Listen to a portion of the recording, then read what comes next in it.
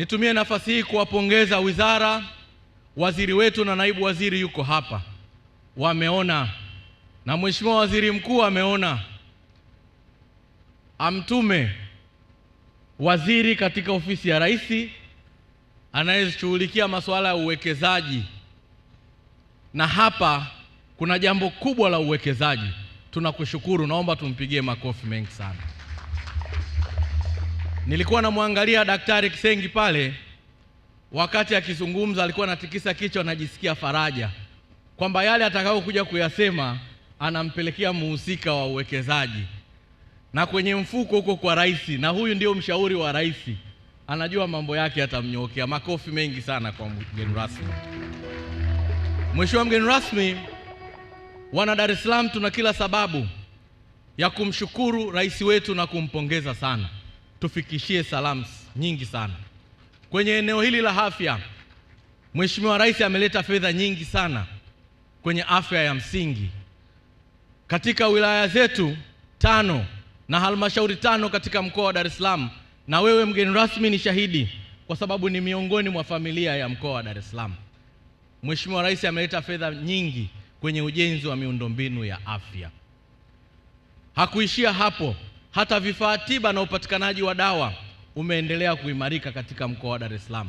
Tumpigie makofi mengi rais wetu wa Jamhuri ya Muungano wa Tanzania.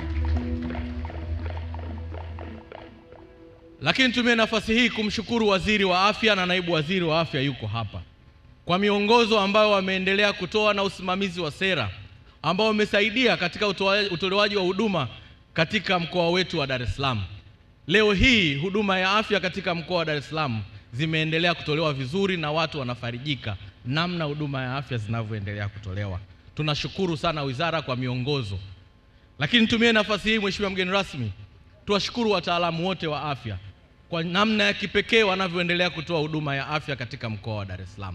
Wanajitoa hata wakati fulani katika mazingira magumu, wao wamekuwa watu wa kwanza. Na wakati mwingine Mheshimiwa mgeni rasmi, wataalamu hawa hata kinyongo hawana. Hata ukigombana nao leo, kesho ukifika unaumwa wanakutibu. Wapigieni makofi mengi sana.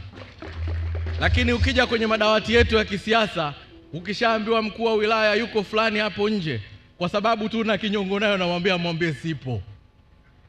Lakini hawa wataalamu kwa kweli wanatoa matendo ya huruma. Umegombana naye asubuhi, jioni una tatizo, kesho anakutibu. Lakini mwisho, Mheshimiwa mgeni rasmi, kwa niaba ya mkoa wa Dar es Salaam, kwa niaba ya mkuu wetu wa mkoa wa Dar es Salaam, tunaishukuru sana taasisi ya JKCI chini ya Dr. Kisengi.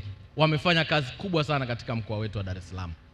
Wamesogeza huduma katika maeneo mbalimbali. Wewe mwenyewe shahidi, wako Kawe, hapa wapo hadi Kariakoo ambapo watu wanahisi kuna msongamano mkubwa, lakini wao wameenda pale kwa ajili ya kutoa huduma bila kubagua.